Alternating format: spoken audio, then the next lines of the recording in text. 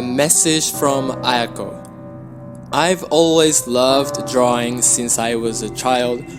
I won prizes in high school and I went to an art college to get a job that was related to drawing pictures, but eventually I didn't have the courage to pursue my dream, so I got a job at the local construction company.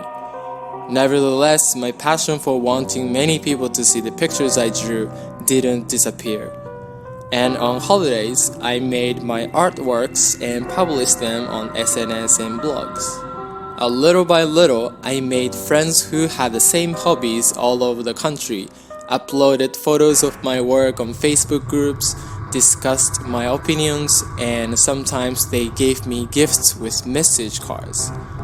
One of my SNS friends was a junior high school girl named Ayako Sato. She was a big fan of me and often ordered my work. She seems to like drawing pictures, and I also ordered her pictures. She always gave some feedbacks on the messenger whenever she received the work she ordered. Interacting with this cute my fan was one of my pleasures. One day, a letter arrived at my apartment. A letter is rare these days. The white envelope was from Takashi Sato, and the address was the same as Ayako's. I thought this was her relative, so I opened it and I read it. It was Ayako's father, and it said that Ayako had passed away because of a heart attack 6 months ago. I was like, what? I just received her artwork and message card a week ago.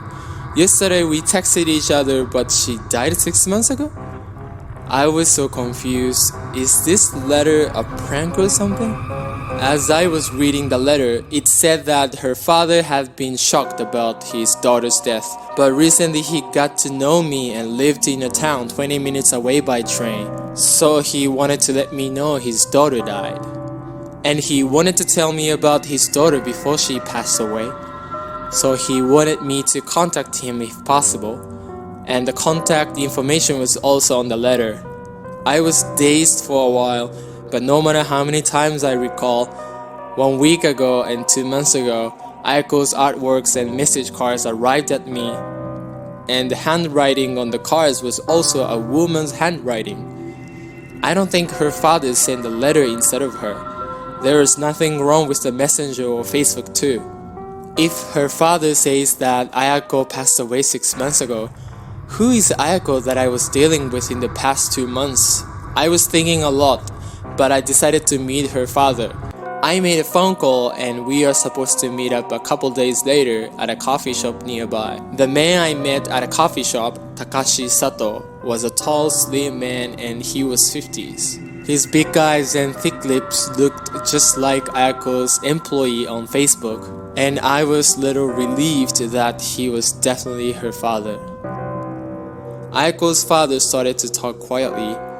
Right after her mother gave birth, she disappeared. So he was raising her. He was busy working from morning to night and couldn't spend time with her as much as he wanted to. But she drew pictures whenever she could. Maybe she was trying to forget the loneliness because she didn't have a mother. After entering junior high school, she was passionate about drawing pictures to become a designer in the future. Drawing pictures was the reason for living. 6 months ago, she didn't get up at the usual time in the morning, so he was worried and went to her room, and she didn't breathe. He called an ambulance as soon as possible, but she was already dead. After the funeral, his life was empty for a while. But recently, when he was cleaning her room, cards and artworks that she exchanged with me came out, and he was thinking and tried to write a letter to me. The eyes of the middle-aged man were wet with tears while looking down and talking about what happened. I listened to him quietly at first, but I really wanted to ask him about recent messages, so I asked him. I've known Ayako on SNS for more than 2 years. The early cards, illustrations, and messages should have been from Ayako before she passed away. But the artwork and the card have arrived twice since when she died.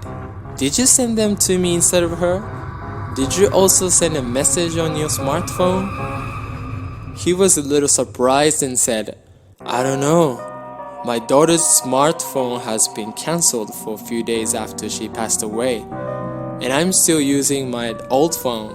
I don't even know how to use a smartphone." I couldn't ask him anything more. Sato said, "By the way, could you come to our house? My daughter drew some pictures for you as a present before she passed away. So could you come pick them up?" I said, "Now?" I wondered if I should go today, but I couldn't find any reason to refuse. I decided to follow him. Their house is about 3 train stations away from here. Getting off the train, he was walking as if he was sucked into the alley behind the platform. I saw an old apartment at the end of the narrow alley.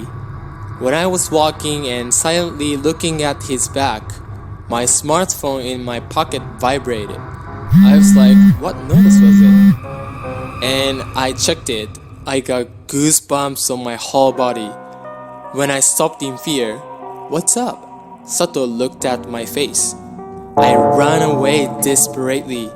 I locked my house and couldn't go to work or go out for a few days. When I was watching TV one day, the news began and there was a report that a junior high school girl had been strangled in that old apartment. I was like, what? When I wrapped myself in a blanket and I was staring at TV, I saw the suspect's face. That was Takashi Sato. He was arguing with Ayako and strangled and murdered her. What if I had been to Ayako's house with that man? I might go crazy. By the way, the message on Messenger that I received on the way to Ayako's apartment said, "Run away right now." It was from Ayako.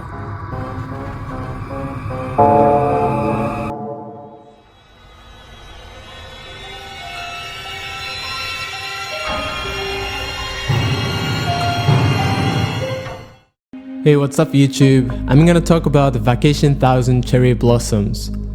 Vacation 1000 Cherry Blossoms is a ruin that's located in the south side of Shirakawa intersection. In the past, this area was developed for the purpose of tourism. However, the tourism company didn't succeed in developing the area and it became known as a haunted spot for now. As a famous story, on the right side of the blockade road, some people saw a woman ghost at the second floor of the ruin. More than that, people who come here to see the paranormal activities have trouble with engines.